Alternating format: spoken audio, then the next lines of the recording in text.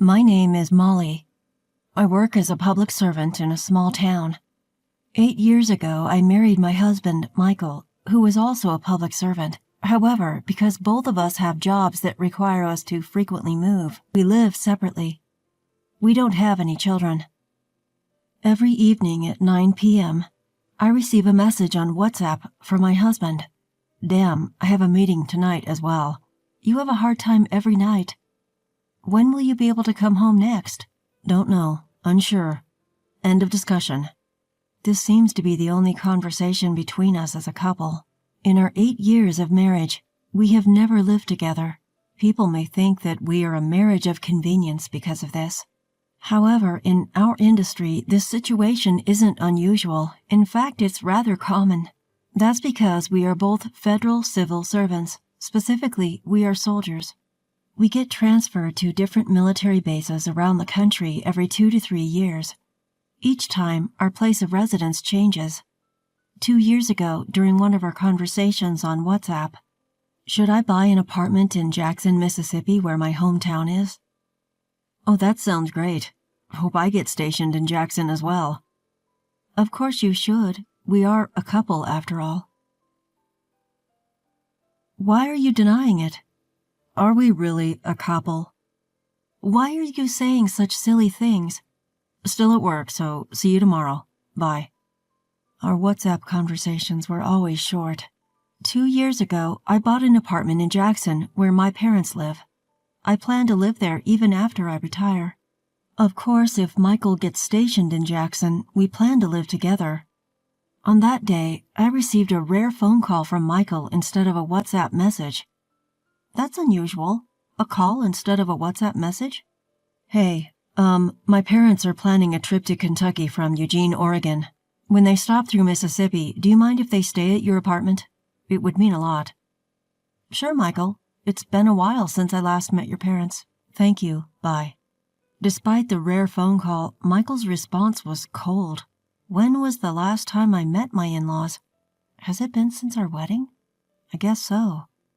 I'm based in Mississippi. Michael moves around the country and his parents are in Eugene, Oregon. We hardly have a chance to meet. Now that I'm going to meet my in-laws, I want them to enjoy my hometown, Jackson. I eagerly volunteered to show them around the city. Molly, long time no see. How have you been? I'm doing well, thank you. Michael has been living alone for a long time. Sorry for not being able to meet up. Oh, don't worry. We're both kind of like air to each other. Yes, that's what we were to each other, Michael and I. Like air, for better or worse. Since you're here in Mississippi, let's tour the Windsor ruins today, I said, and drove my in-laws to the Windsor ruins. These ruins are impressive. They are as grand as the Shelton McMurphy Johnson House in Eugene. My father-in-law was comparing and expressing admiration for the Windsor ruins and the Shelton McMurphy Johnson House in their hometown, Eugene. In fact, there was some damage during an earthquake 6 years ago. Parts that couldn't be repaired were demolished. That's a shame. Next, let's go to the Petrified Forest. Thus, I spent the whole day taking my in-laws around the attractions of Mississippi. My mother-in-law was quite taken with the city and even started talking about living here. I've fallen in love with Mississippi, thank you, Molly. Would it be all right if I stayed here for a while?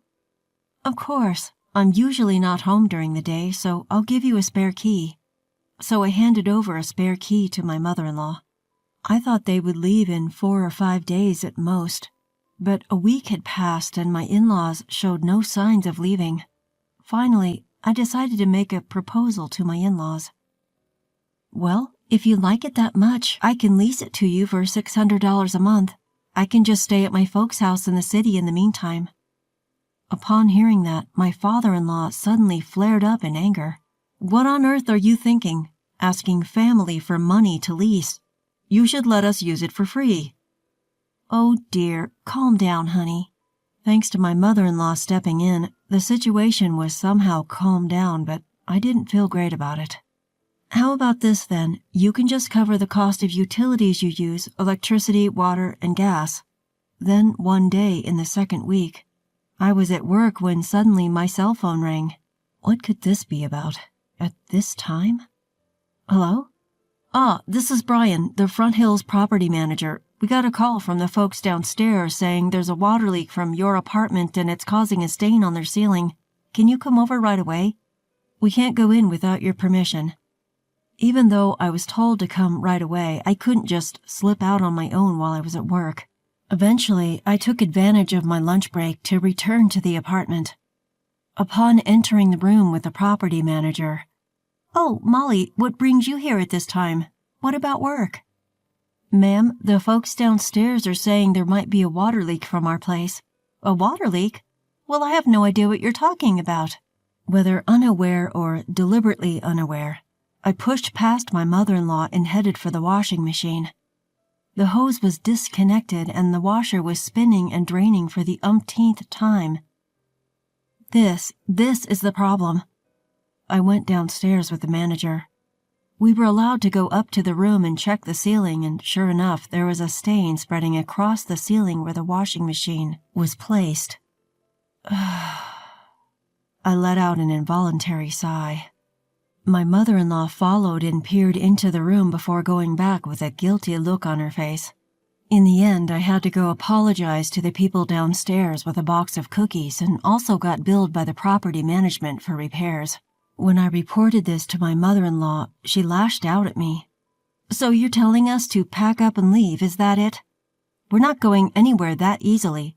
Should we just up and go? Huh." The complaints didn't just stop at the water leak. The property management again called with another issue from the residents. "This is Brian, the Front Hills property manager. What could it be this time?" I instantly braced myself. The complaint this time was about my father-in-law singing loudly on the balcony every night, causing a noise disturbance.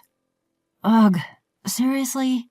I desperately suppressed the urge to lash out at my surroundings, but I won't let it slide this time. When I went to the apartment again, my in-laws, who should have been there, were gone. I found a note on the table. "We appreciate your hospitality. We are heading back to Seattle." What, that's it? I found myself shouting out loud. Turns out they had left without paying a single penny for the electricity, water, or gas they had used. What was left was a large amount of garbage inside the house. At least take out your trash, jeez. Anyway, with my in-laws gone, I moved back into the apartment from my parents' house. One day, my husband unexpectedly called me. "My dad and mom love your apartment, so I'm giving the apartment you bought as a gift to them, understand? If you go against this, we're getting a divorce." Behind him, I could hear my mother-in-law's laughter. After leaving my apartment, my in-laws had moved into their son's government quarters, my husband's place. Then, instead of confronting me directly, they manipulated my husband into demanding that I surrender the apartment. How did it come to this? Now I'm being forced to make a choice. Should I give up the apartment I finally got my hands on, or should I get a divorce? It's a binary choice.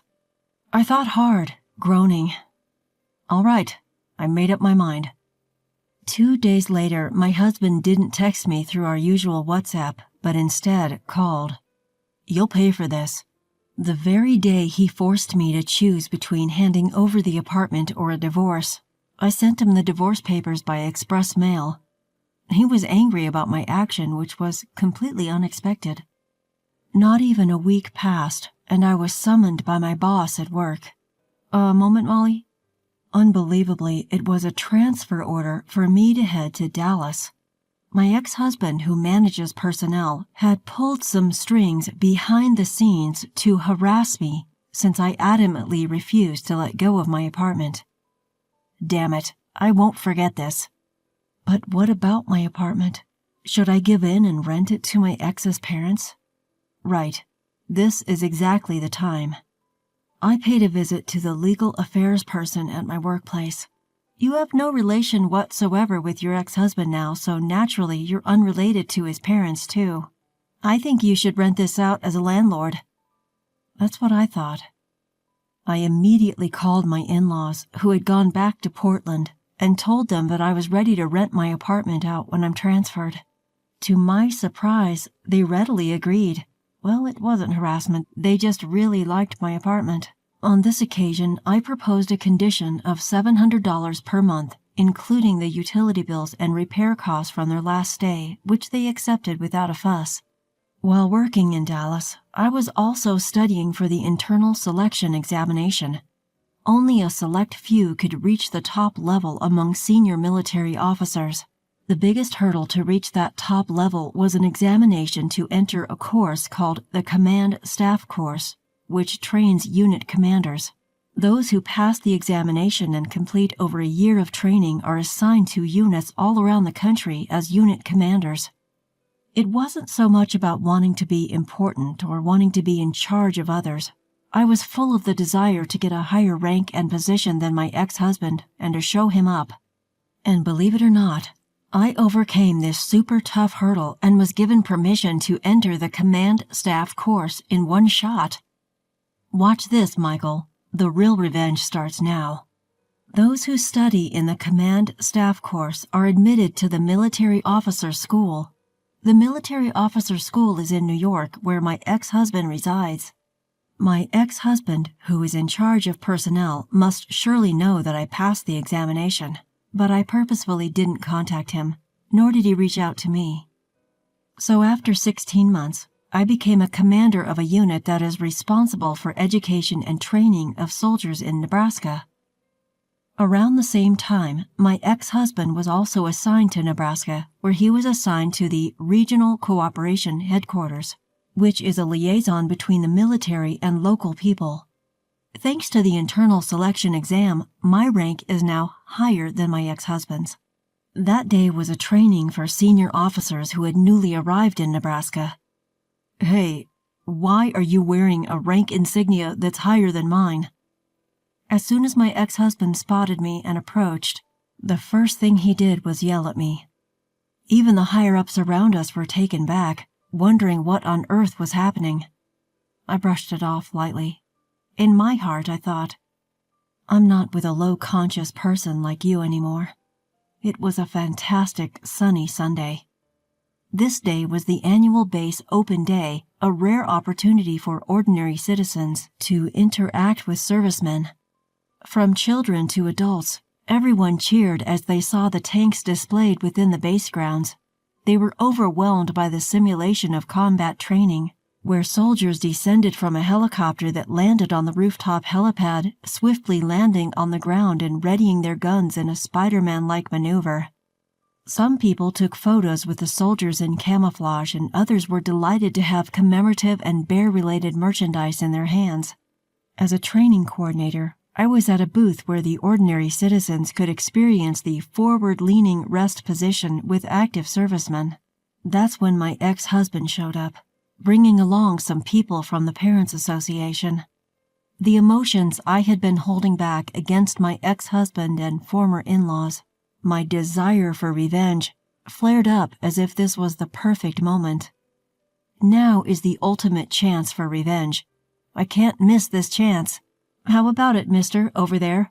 Mom and Dad, would you like to join us too? Before I knew it, I found myself calling them over, bringing my ex-husband and former in-laws to our booth. Reluctantly, I forcefully fitted my ex-husband with an iron helmet and lined him up with the other servicemen. All right, in the military, we give everyone a number and then call out that number. We don't have time to call everyone by name. I'm going to start calling out the numbers. When I say start numbering, the person on the right will say 1, then the next person will say 2, 3, 4, and so on. That's how I got my ex-husband to line up at the far right, in the number 1 position. The others were half servicemen and half ordinary citizens. Numbering, start. 1. Number 1, you're slow. When I say start numbering, you respond immediately. Yes. At that moment, my ex-husband, who was standing straight and at attention, made me want to burst out laughing. This is amusing. Now, we're going to practice the forward-leaning rest position. After that, the instructor, a serviceman, gave a brief lecture on the procedure of the forward-leaning rest position, and after the participants repeated it several times and learned the moves to a certain extent, I took over. From now on, we're going to conduct combat training. Soldiers, be careful about where your muzzle is pointing. For the civilians who don't have guns, please pretend. Saying so, I gave an order to the 9 participants. Target the tree ahead. Forward. We're still a good distance away from the enemy. Everyone maintain a low profile and advance by running, using the target tree as cover. Then keep your guns pointed in the direction of the enemy and let a part of the team move forward in a bounding overwatch. Number 1, bounding overwatch. Move forward. I have decided to push my ex-husband to the limit with orders. What are you doing, Number 1? You're too slow. Move forward, Number 1. Number 1. Yelling like that, my husband reluctantly pushes forward. Number 1, you're standing too tall. You're going to get shot. Do you want to die, Number 1? And so my ex-husband, an active duty soldier, crawls around the ground with his rifle. Number 1 has arrived. Under the blazing sun, my ex-husband manages to utter these words, barely. Number 1, your voice is too quiet. Do it again. Suddenly, a burst of laughter erupts from the crowd. The spectators who are unaware of our relationship seem to find it amusing to see a female commander treating a male soldier like a pawn. My ex-husband's parents, however, look on him with a grimace. In the hierarchical world of the military, my husband, who initially had a higher rank than me, had always tried to assert his dominance over me, both at work and in private. In the military, they often say that there's a rank system even among wives, and I think my in-laws also began to look down on me, reveling in the attention their son received, which was mostly due to his rank and not his character. Fueled by this frustration, I decided to take the selection exam and passed it in one go, resulting in a complete turnaround. In the end, I felt refreshed having been able to show my ex-husband and ex-in-laws who's boss, especially in front of my ex-in-laws who thought their son was a big shot. The way I berated my ex-husband seemed to have a huge impact. A few days later, I got a call from my ex-in-laws saying they wanted to move out of their apartment. Meanwhile, I, who had been commuting from my parents' home, could finally start commuting from my own apartment. Ironically, I still bump into my ex-husband here and there, and seeing his grimacing face each time has become a secret pleasure of mine.